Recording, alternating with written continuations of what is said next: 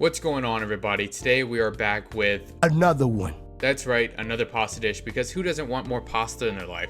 Now today we're making a classic chicken fettuccine Alfredo that you'll certainly be happy you made because it is incredibly good and way healthier than any traditional version. So let's jump in on how to make it. I've gotten a lot of feedback that the procedural preview was helpful, so with that in mind, today is going to be a lot like last week. We'll do our pasta, then cook our chicken, then make our sauce, and then mix everything together in the end here before prepping.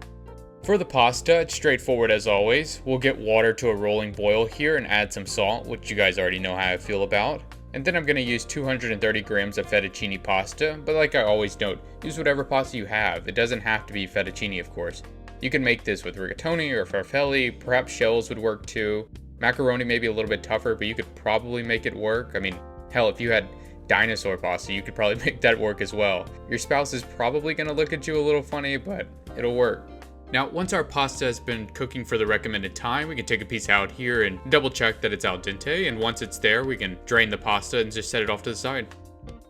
Moving on to our chicken here, I've got 765 grams of chicken breast that you can see I just simply butterflied.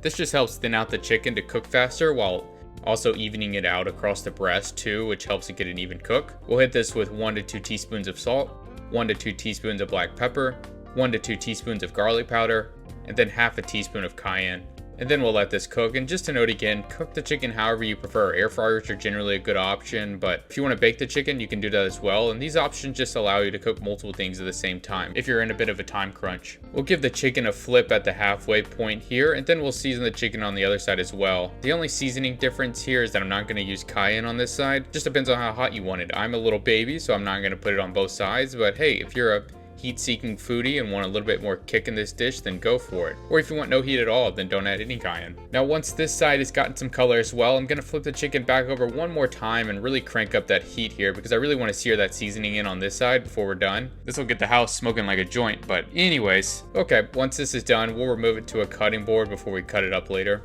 You can see here the pan is pretty toasted and most of this just caked on there. I'm just gonna wash my pan off real quick before we move on, which you can see here. And now we can start making our sauce. We'll add in some oil and then I'm gonna toss in 2 tablespoons of unsalted butter. This will start to melt, and once it's fully melted, I'm gonna toss in 3 cloves of minced garlic, or 4 smaller cloves depending on what you have. We're just trying to lightly toast the garlic in the butter here. We're not looking to fully brown the garlic. That'll add a slightly different flavor that we're not going for. But once it's where we like it, we'll pour in 220 grams of fat-free milk. We generally use cashew milk, and almond milk would be a good option as well, but any fat-free milk would work. Then 60 grams of whipped cream cheese, and then 1 light Laughing Cow cheese wedge, which I'll link in the description so you know which one we used. And now we can start breaking all of this up and mix it in until everything is nice and smooth. And once we're mostly there, it's time to add in the good stuff now. I have 30 grams of Parmesan and another 30 grams of Pecorino mixed in here. The Pecorino is a little bit sharper, which is why I wanted to add it. And this is totally optional though. If you want to just add 60 grams of Parmesan, that'd be perfectly fine. But anyhow, we'll just add the cheese in increments here and then mix in and then add a little bit more and then mix in and so on and so forth until it's all been added. Now, a couple final touches here before we're done. I'm going to add just a pinch of nutmeg and then another pinch of black pepper. And for some freshness, I'm going to take some fresh thyme and just pick the leaves off and toss those in. Dry thyme would work here too, but you really want fresh thyme if you have it. And I'm not going to add too much here because I'm going to add more in later, but feel free to add as much as you want. Now we'll mix this in until it's well incorporated and everything's nice and smooth, everything's melted out. And then once there, the next thing to do is just add back in our pasta from earlier. And the job here is straightforward as well, of just mixing until the pasta is coated evenly and thoroughly. And once our pasta is where we like it, we can set it off to the side. And with that out of the way, the last thing we'll do here is just quickly cut up our chicken.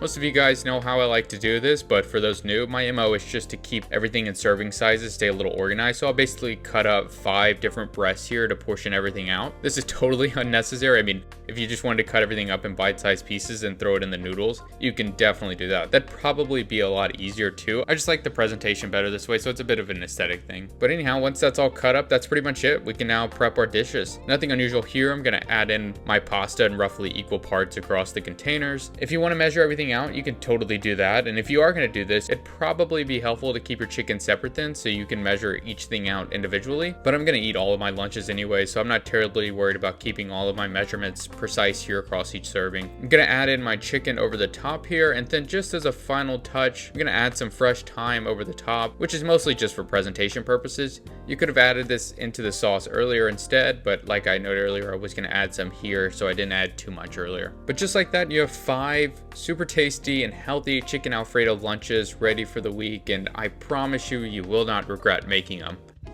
As usual, the ingredients for the chicken Alfredo are listed here. You can find this also on our website and on our Instagram page as well, so give us a follow there if you haven't. But I hope you guys enjoyed the recipe. If anyone has a request, just let us know, but we'll be back next week with another recipe, so stay tuned.